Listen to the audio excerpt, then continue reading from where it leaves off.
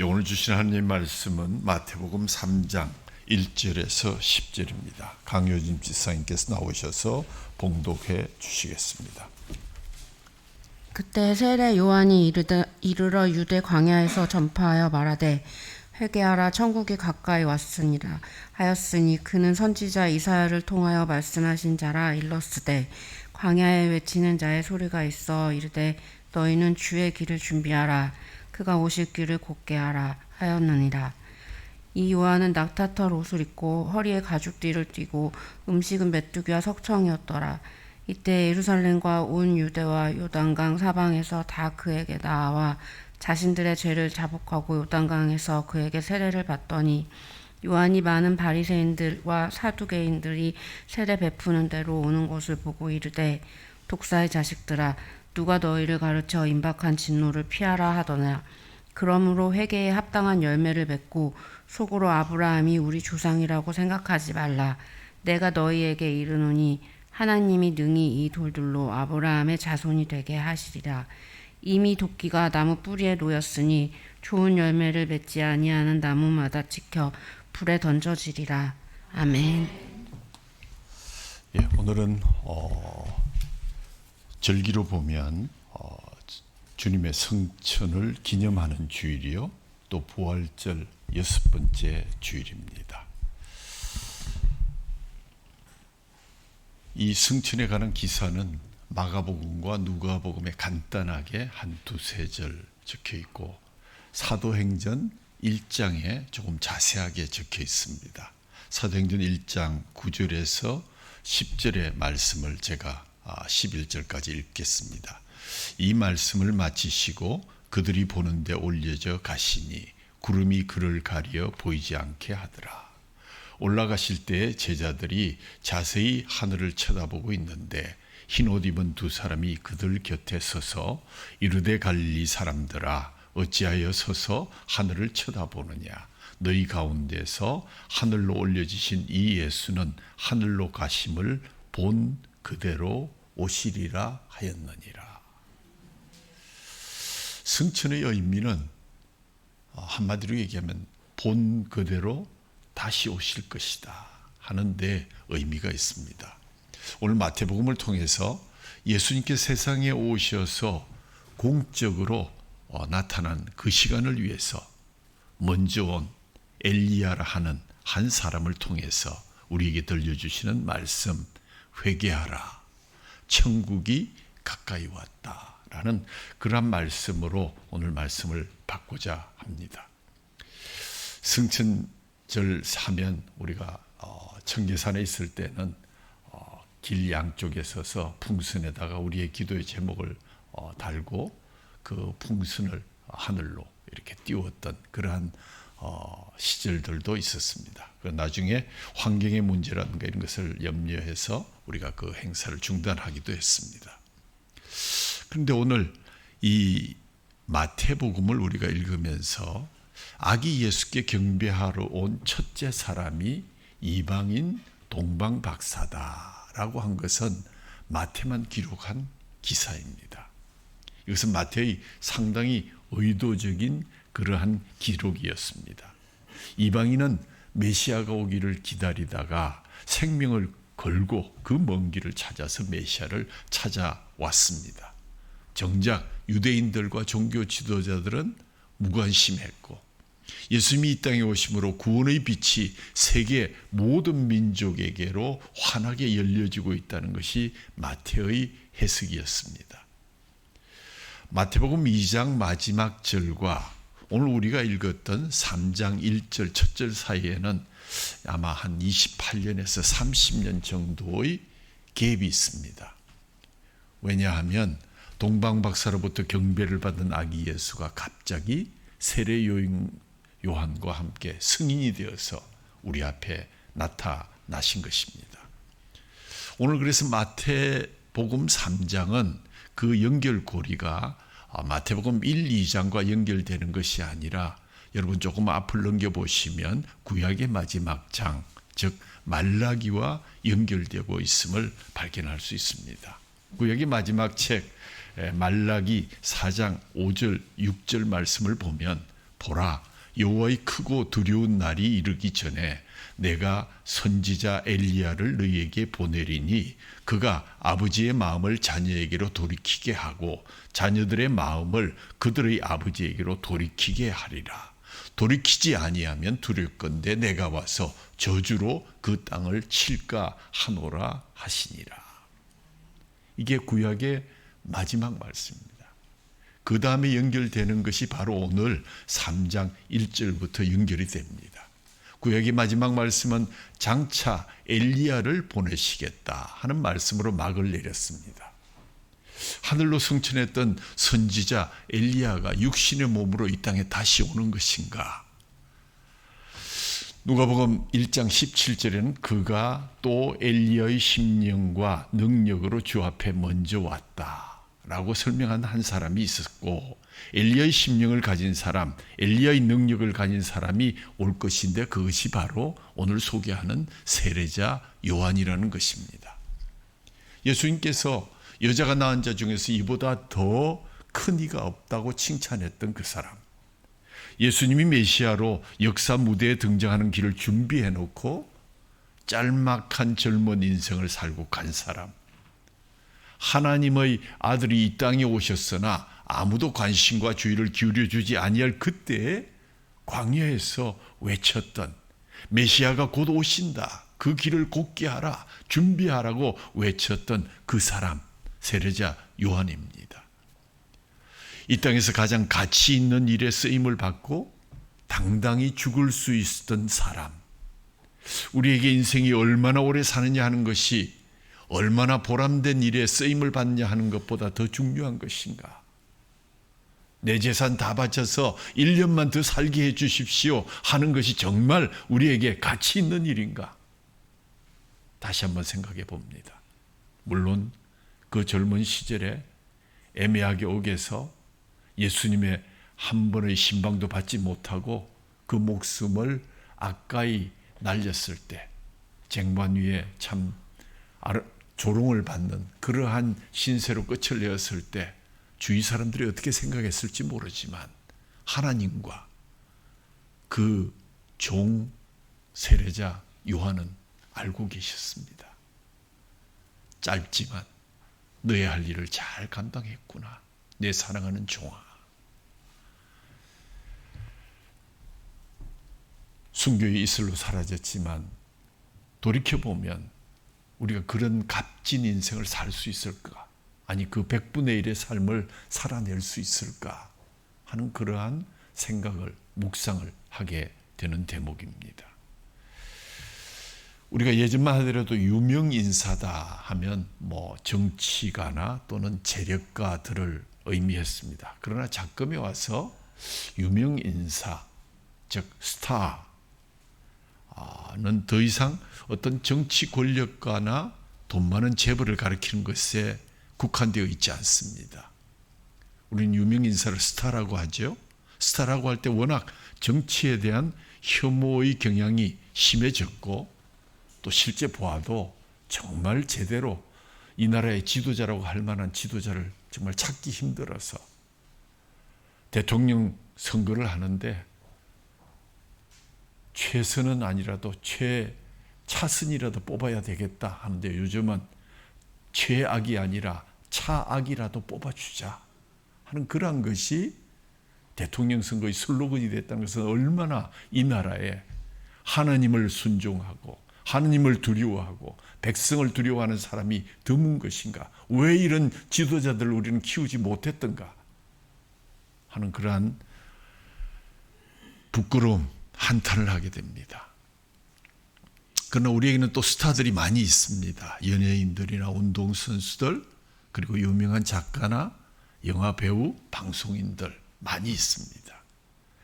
언제부터인지 잘 모르겠지만 이 스타들에 대한 세인들의 관심이 매우 많아졌습니다. SNS를 통해서 쉽게 그들의 일거수일투족을 알게 되었고 우리에게 호기심과 또 아울러 즐거움을 가져주지만 때때로 우리에게 큰 충격을 주기도 하는 그러한 스타들이 우리에게 많이 있습니다. 대중 잡지에 그 표지를 장식하거나 TV 화면을 메우기도 합니다. 그들의 세세한 사생활 이야기를 세인들은 관심의 초점으로 잡고 있습니다. 그들이 입고 있는 의상, 신발, 그들이 자주 가는 레스토랑, 그들의 연인들, 그들의 헤어스타일, 그들이 좋아하는 음식들, 그들의 일거수일투족이 우리의 관심이 되고 있는 것이 사실입니다. 그런데 성경은 말하기를 우리의 눈을 스타들에 고정시키지 말고 종, servant, 종에게 고정시키라고 당부하고 계십니다. 대중의 찬사와 환호를 받는 유명인사나 스타들을 부러워할 것이 아니라 사람들을 잘 섬기고 또 삶의 본업으로 가치 있는 일을 행하고 낮은 곳에서 낮은 자들의 친구가 되는 사람들에게 눈을 돌리라고 말씀합니다. 성경에서 말씀하는 종 누구입니까? 그들은 왼손이 하는 것을 오른손에게 알리지 않는 사람들입니다. 다른 사람을 나보다 낮게 여기는 사람들입니다. 그들의 인생관은 예수 그리스도의 인생관과 같은 사람들입니다. 성경은 바로 이런 사람들에게 여러분의 시선과 관심을 두라고 말씀하십니다. 성경은 그런 사람들을 가리켜서 다음과 같이 정의합니다. 의를 위하여 배고파하고 정의를 목말라 하는 사람들이다. 자비와 긍휼을 베푸는 사람들이다. 평화를 지킬 뿐만 아니라 평화를 만들어내는 사람들이다. 핍박하는 자를 축복하는 사람들이다. 즐거워하는 자들로 함께 즐거워하고 우는 자들과 함께 울고 있고 가난한 자들과 함께 가난하고 약한 자와 함께 약해지는 사람들이 바로 하나님의 종들이요. 그들에게 여러분의 시선을 두고 그들과 함께 동역하라고 우리를 말씀하십니다. 오늘 새 복음을 들고 광야에 포효하는 나타난 한 종이 있었으니 그 이름이 세례자 요한입니다. 그가 선포하는 정말 얼토당토하는 복음의 새 이야기를 우리가 경청하면서 우리의 가치관, 우리가 인생을 바라보는 가격표를 이제 바꾸어야 할 때가 아닌가 하는 말씀을 여러분에게 드리고자 합니다. 덴마크의 작가 키엘케골이 이런 비유의 얘기를 했습니다. 어느 날 밤에 한 백화점에 진입한 강도가 물건은 하나도 훔치지 아니하고 모든 가격표를 다 바꾸어 놓았더니 아침에 백화점에 출근한 점원들과 고객들이 깜짝 놀랐습니다. 다이아몬드 목걸이는 1,000원이라는 가격표가 붙어 있었고 싸구려 액세서리는 수천만 원짜리 가격표가 붙어 있었기 때문입니다. 키에르케고르는 말합니다. 복음은 마치 이 강도와 같은 것이다. 그렇습니다. 복음은 우리의 가격표를 모두 송두리째 바꾸어 놓습니다. 복음은 때로 흑색을 백색이라 하고 백색을 흑색이라 부릅니다. 복음은 우리에게 원수를 사랑하라고 그들을 미워하지 말라 하십니다. 복음은 우리에게 왼뺨을 치는 자에게 오른뺨을 내어주라고 그렇게 말씀합니다. 복음은 궁핍한 사람에게 넉넉하게 주되 내가 그런 일을 했다는 사실을 밝히지 말라 하십니다. 복음은 우리가 다른 사람의 약점이나 잘못을 알았을 때에도 그들을 쉽게 판단하거나 정죄하지 말라 하십니다. 남의 티끌보다 더 큰 내 눈에 있는 들보를 먼저 빼내라 하십니다. 복음은요, 음탕한 눈으로 다른 사람을 쳐다보면 차라리 그 눈을 빼버리는 것이 낫다고 우리에게 말씀합니다. 복음은 다른 사람들의 죄와 잘못에 대해서 분노하거나 돌을 던지거나 그런 마음 갖지 말라고 오히려 용서하라고 말씀하십니다. 이처럼 복음은 우리가 가지고 있는 세상적인 가치관을 근본적으로 뒤엎어야 된다. 그 가격표를 다 바꾸라고 우리에게 요청하십니다. 이처럼 복음은 우리가 지니왔던 가격표를 모두 바꿉니다.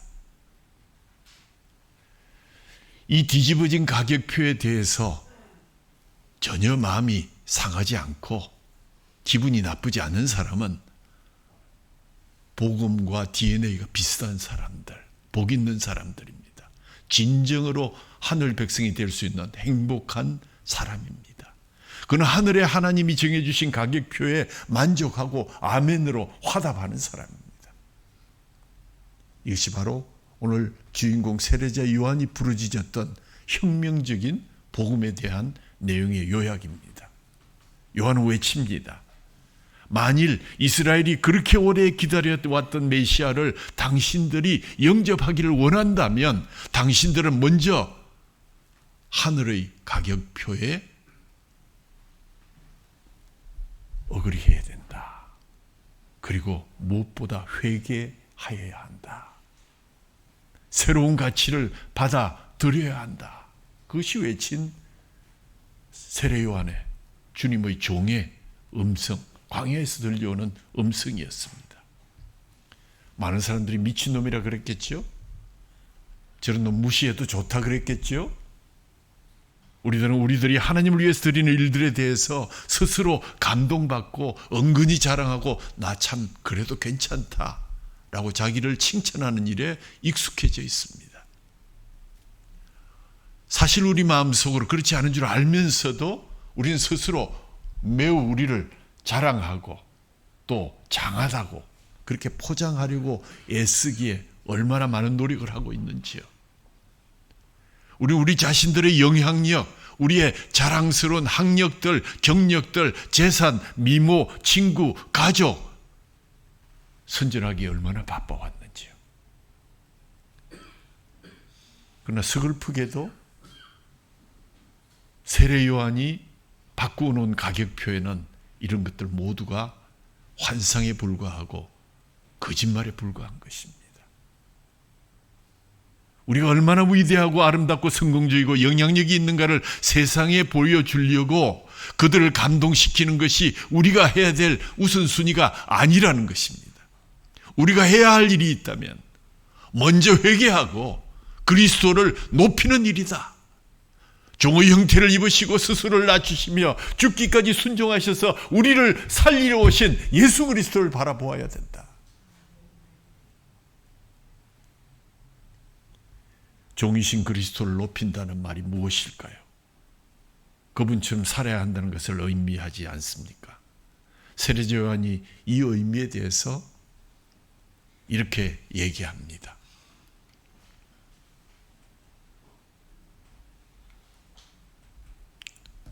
길이신 그리스도를 받아들일 준비를 해야 된다.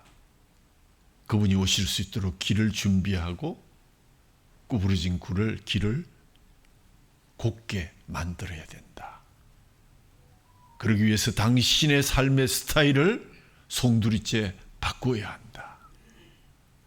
종으로 오시는 분의 형태를 닮아서 여러분의 스타일을 완전히 뒤집어 바꾸어라. 그 말이 바로 회개하라. 하늘나라가 가까이 왔기 때문이다. 라는 그 설교의 제목입니다. 그런데 그 뒤에 나타난 주인공 예수 그리스도의 첫 메시지가 요한의 메시지를 그대로 뺏겨서 회개하라. 천국이 가까이 왔느니라. 의미심장한 일입니다. 그래도 신이시고 하나님의 아들이신 그분이 좀 더 멋있는 요구를 써야 될 터인데 오늘 우리의 종 세례 요한이 대중들을 향해서 광야에서 외쳤던 그 말씀 그대로 회개하라. 하늘나라가 가까이 왔다. 마태복음 4장 17절에 그때로부터 예수께서 외쳐 말씀하시기를 회개하라. 하늘나라가 가까이 왔기 때문이다. 그렇습니다. 예수의 메시지는 한글, 한 토도 틀리지 않고 세례자 요한의 메시지를 복사한 것이었습니다. 예수님께 선언하십니다. 세례 요한처럼 너희 삶을 바꿔야 된다. 하늘나라가 지금 여기에 도래해 있기 때문이다. 여러분의 인생의 방향을 바꿔야 된다. 내가 이 세상에 옴으로써 하나님의 다스림이 이 세상을 침공하기 시작했다. 너희의 삶을 바꿔야 된다. 내가 이 땅에 옴으로써 왕이신 하나님께서 원수들에게 빼앗겼던 그 영토를 이제 회복하게 될 것이다. 탈환하게 될 것이다. 가만히 앉아서 들을 수 있는 그런 말씀이지 아니었습니까? 이것이 예수님께서 2000년 전에 이 땅에 오셔서 하신 첫 메시지입니다. 여러분이 생각하고 있는 그 가격표 다 바꾸라. 회개하라. 왜? 하나님의 나라가 이미 이 땅에 임했다. 2000년 전의 이야기입니다. 성천을 기념했지요. 다시 오신다고 하셨죠. 다시 오시면 뭐라 그러실까요? 다시 오지 못하는 이유가 무엇이라고 했습니까? 아직 회개하지 않고 아직 가격표 붙이지 않은 사람 너무너무 많다.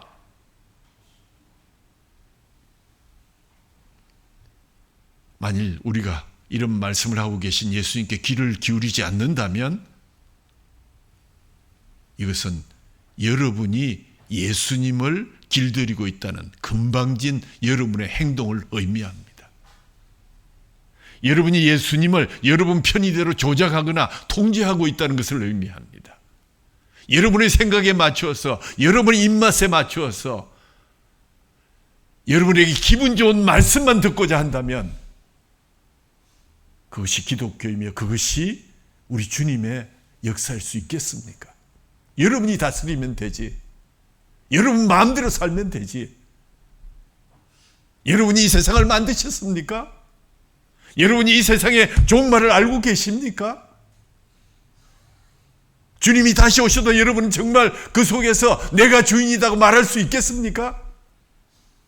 내 가격표가 옳다고 그렇게 주장하시는 것입니까?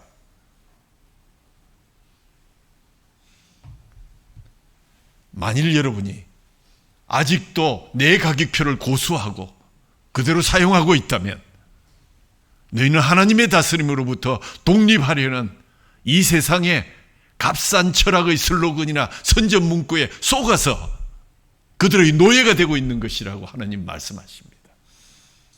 맞지 않습니까?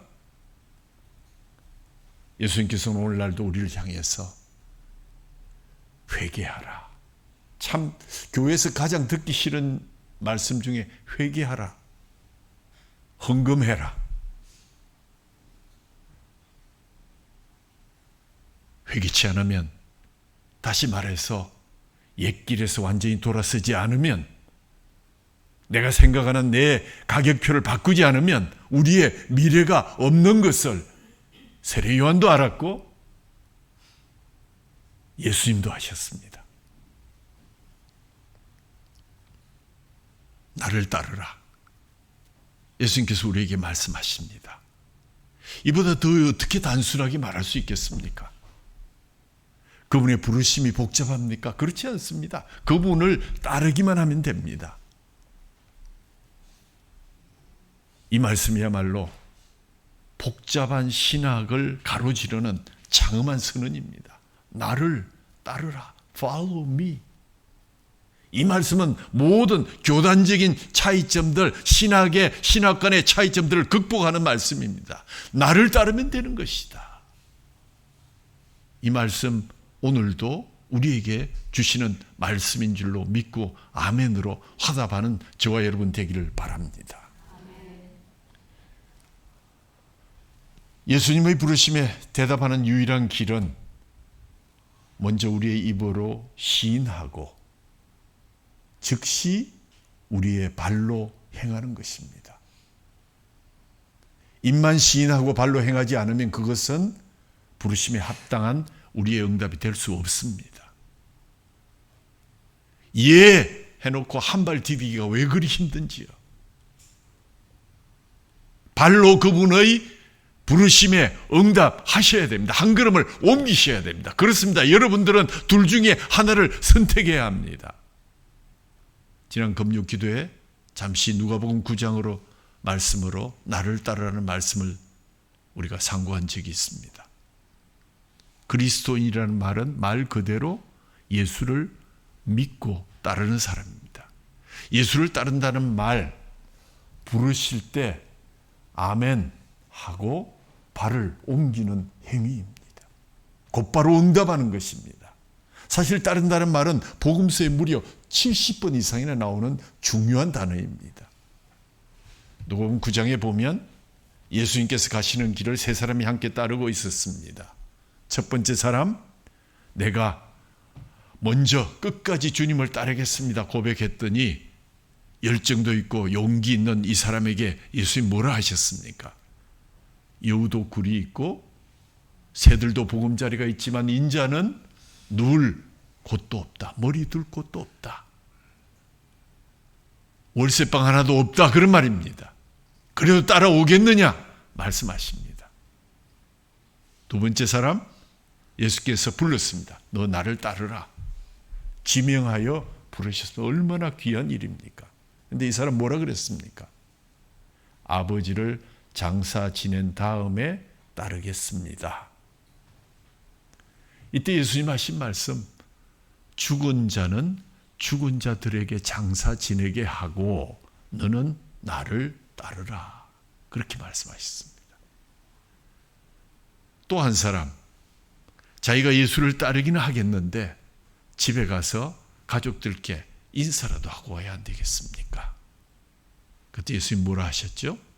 쟁기를 잡고 뒤를 돌아보는 자는 천국에 합당하지 않다.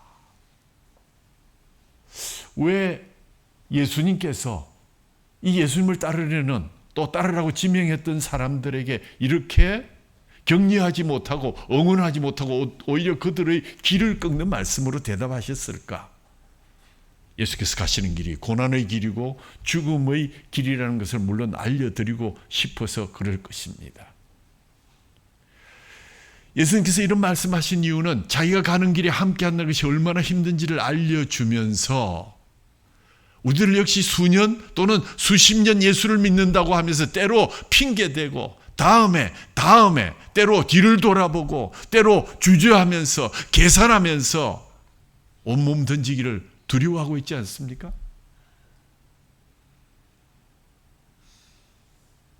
새벽기도 나오기 힘들고 수요 예배 나오기 힘들고 금요 옥토 모임 기도에 나오기 힘들고 토요일 전도하고 청소하는 일 힘들죠.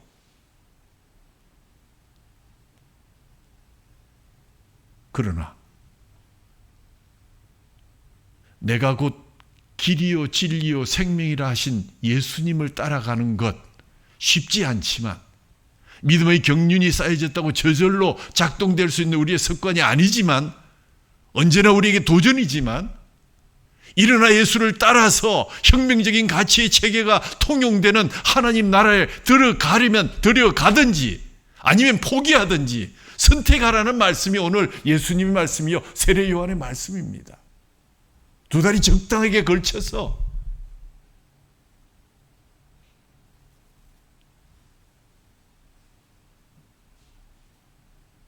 적당하게 마지막에 시험 한번 잘 치면 들어갈 수 있는 곳이 천국이라고 생각하십니까? 하나님의 나라를 너무 얕잡아 보지 마십시오. 자신의 죄를 인정하고 우리의 가치관을 바꾸고 미래 속으로 들어가든지 아니면 미래를 포기하고 세상으로 나가든지 둘 중 하나를 선택하셔야 합니다. 누구를 따르겠습니까? 이 단순한 문구 나를 따르라 기독교 전체를 잘 요약한 말씀입니다. 슬로건입니다. 예수님 만약 우리나라의 대통령을 나가신다면 아마 슬로건 틀림없이 나를 따르라 그렇게 하셨을 것입니다. 기독교는 입으로 시인하고 발로 걸어가는 것입니다. 기독교는 예수님을 따라서 하나님의 가치들이 지배하고 있는 영역 속으로 발을 내딛는 것입니다. 그것 없이 이 세상에 적당히 살다가 하늘나라 가서도 좀 살 수 있는 길 없을까? 없습니다.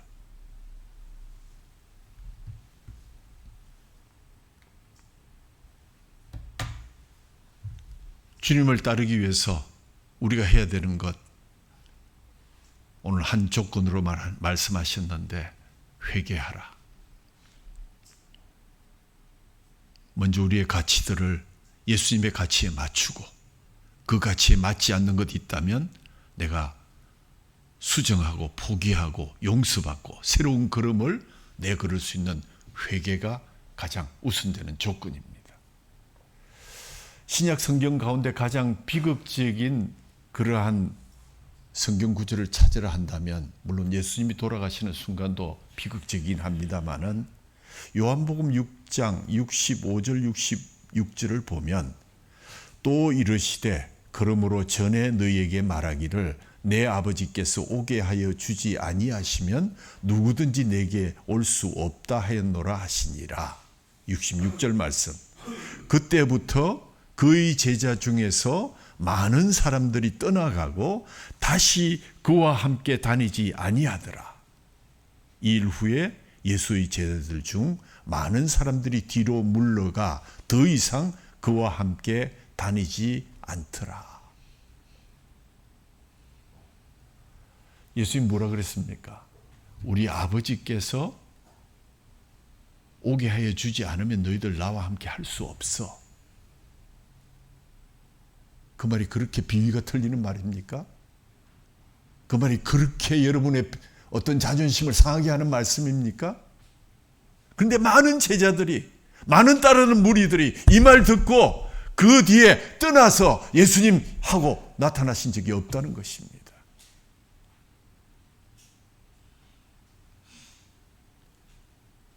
그들 모두가 언젠가는 예수님을 따르기로 하고 지금은 내가 더 바쁜 일이 있어서 또 내 자존심을 상하게 하는 예수님, 하나님께서 나를 오라고 하지 아니하시면 여러분 오고 싶어도 못 오는 거야 하는 말이 그들의 기분을 상하겠다 해도 그것이 예수님을 떠나는 이유가 될 수 있습니까? 그런데 많은 제자들이 그날 이후로 예수님 곁에 얼씬도 하지 않았다. 다시는 돌아오지 않았다. 얼마나 비극적인 이야기입니까? 회개하지 않고 무리 속에 가면 쓰고 우리 교회, 우리 모임, 우리 믿는 사람들 아무데나 나가서 같이 구호 외치고 아멘 하면 그것이 다 구원의 길인 줄 아십니까? 아니요.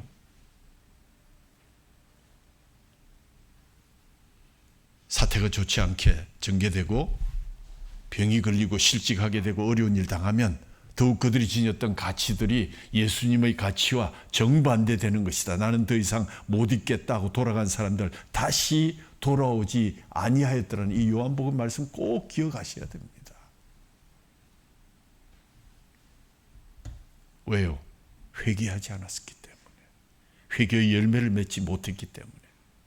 회개의 열매를 맺은 한 사람을 여러분에게 소개합니다. I am second. 브라이언 웰치라는 분, 록그룹의 기타리스트, 얼마나 기타를 잘 치고 천재적이었던지 3천만 장의 판을 팔렸고 그래미상을 2번이나 수상할 정도로 천재 기타리스트였습니다. 이렇게 유명한 기타리스트 브라이언, 유명해지고 앨범 팔리고 돈이 많아지고 여자도 많아지고 약에 빠지고 중독에 이르러서 아내도 약에 빠졌다가 도망가고 다시 헤어날 길이 없었는데 어느 날 한 친구가 와서 이상한 말을 해줍니다. 수고하고 무거운 짐진 자들아 다 내게로 오라. 내가 너희를 쉬게 하리라. 이 말씀 옛날에 참 많이 들었는데 마약의 중독과 인생의 처절한 구렁이에 빠져있던 그에게 이 말씀이 새롭게 들려왔습니다. 순간 다리가 얼어붙었다고 했습니다. 수고하고 무거운 짐진 자들아 다 내게로 오라. 그 말씀이 가슴으로 망치를 꽝 치는 것 같아서 더 이상 움직일 수 없었고 숨을 쉴 수 없었다. 나는 그때까지 쾌락을 위해서라면 이 세상의 모든 것을 다 해봤지만 남는 것은 공허뿐이었는데 가슴에 난 구멍은 결코 채워지지 않는데 어릴 때 들었던 그 말씀, 다시 수고하고 무거운 짐진 자들아 다 내게로 오라. 내가 너희를 쉬게 하리라는 그 친구의 말씀이 제 가슴을 심하게 쳤습니다. 그때부터 나는 교회를 다시 나가기 시작했습니다. 그래도 오랫동안 마약이 쉽게 끊어지지 않았습니다. 눈물로 기도했습니다. 주님, 저에게서 제발 마약을 거두어 주십시오. 제발 이 마약을 끊게 해 주십시오. 너무나도 간절하고 애타게 기도하더니 어느 날 기도 중에 성령님께서 강력하게 임하셨고 그 임재와 간섭하심을 통해서 극적으로 마약을 끊게 되었습니다. 그가 이렇게 마약을 끊게 되자 그가 몇 가지 큰 결단을 내렸습니다. 가지고 있던 모든 마약을 다 내어다 불태워버렸고 둘째, 오랫동안 몸담고 있던 록그룹을 즉시 그만두고 은퇴를 선언했습니다. 그랬더니 그가 그 구렁텅이에서 그렇게 헤매는 줄도 모르고 그의 놀라운 연주 실력을 아까워했던 팬들의 비난이 쏟아지기 시작합니다. 네 하고 싶을 때 하고 네 하기 싫을 때 물러나면 되는 것이냐. 그러나 그 팬들의 열화 같은 성화에도 그는 두려워하지 않았습니다. 그는 용기를 내어서 큰 광고판을 만들기 시작했습니다. 도로변마다 이 광고판에 뭐가 써 있었는가? I am second. 나는 두 번째다. 아니, 돌이켜 얘기하면 그분이 첫 번째이십니다. 내 삶의 첫 번째는 예수님이십니다. 나는 늘 두 번째입니다. 회개에 따른 합당한 열매를 맺었고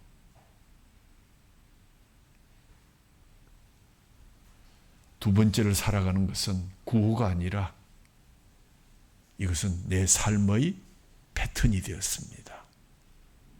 내 삶의 방식이 되었습니다. 주님은 언제나 첫 번째입니다. 여러분의 가격표를 바꾸실 때입니다. 회개하실 때입니다. 예수님을 따를 때입니다. 회개의 열매를 맺으실 때입니다. 하나님 나라가 2000년 전 예수님이 말씀하셨고 세례 요한이 말씀하셨던 때보다 2000년 더 가까워졌습니다. 메시아를 영접하려면 회개하지 않고 주님을 받아들일 수 없는 것입니다. 그래서 회개하라. 천국이 가까웠느니라. 세례 요한이 선포해 놓은 이 길 닦은 터 위에 예수님께서 첫 번째 입을 열어서 똑같은 말씀으로 회개하라 말씀하셨습니다. 다른 유창한 설교를 하신 것이 아닙니다.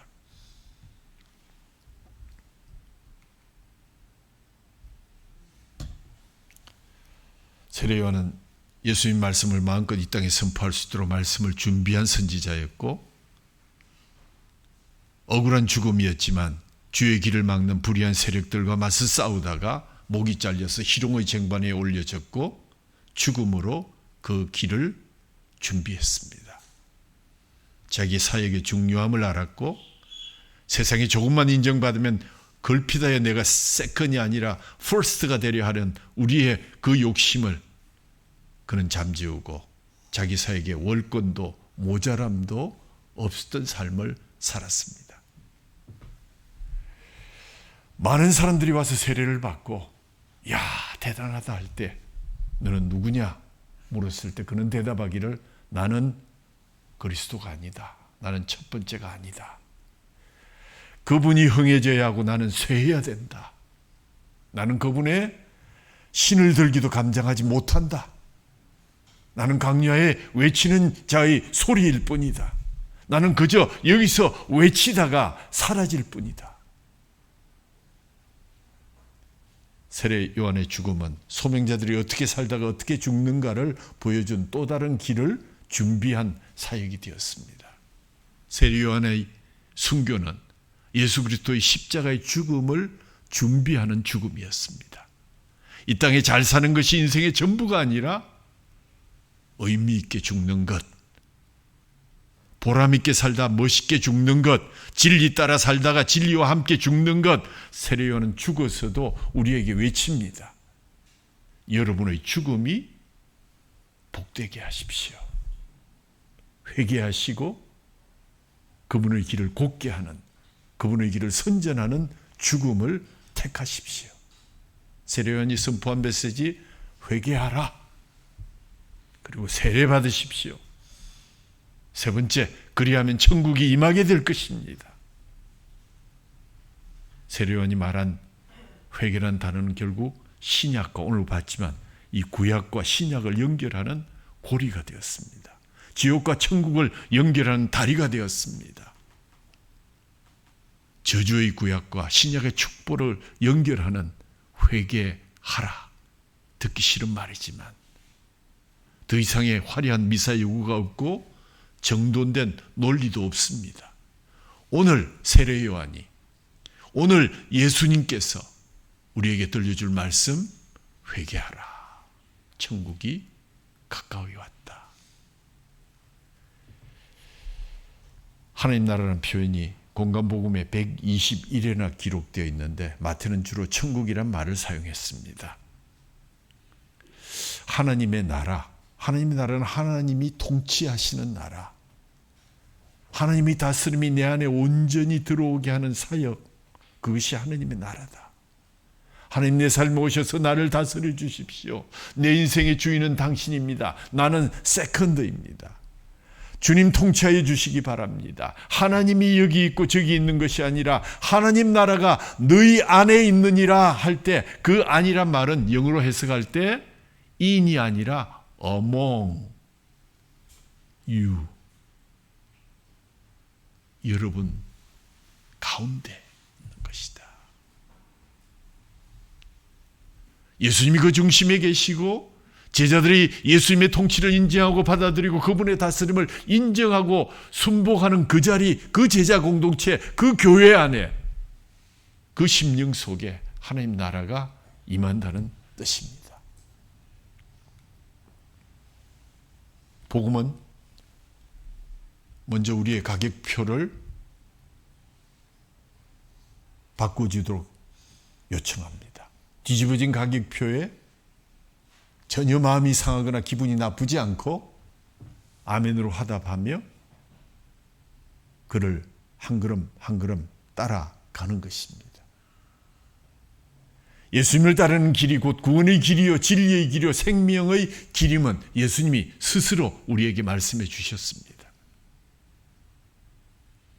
길이신 예수 그리스도를, 재림하실 예수 그리스도를 받을 준비를 하라. 여러분의 스타일을 바꾸라. 그래야 우리 자신이 그 길이 되기를 하나님 원하십니다. 우리가 회개하는 것은 우리 자신이 예수님의 또 세례 요한의 그 다음 길이 되는 것입니다. 내가 길이 되어서 복음이 흘러 들어가고, 내가 길이 되어서 예수가 전해지고, 내가 통로가 되어서 축복이 임하고, 내가 통로가 되어서 성령의 임재가 우리 가운데 나타나게 하라는 것이 회개하라, 그의 길을 곧게 하라 라는 말씀과 동일한 뜻입니다. 당신이 닦아놓은 그 길로 예수님이 다시 재림하시고, 당신이 닦아놓으신 그 길로 성령님이 오시고, 우리가 닦은 그 길에 하나님의 영광이 임하게 되는 것, 그 길 준비하라. 그 주의 길이 되도록 살아야 된다. 주님을 따르기 위해서 우리가 해야 될 단 한 가지 조건은 회개하는 것이다. 회개하기를 두려워하지 말라. 하늘나라가 가까워왔기 때문이다. 우리 찬양기 127번 같이 찬양합니다.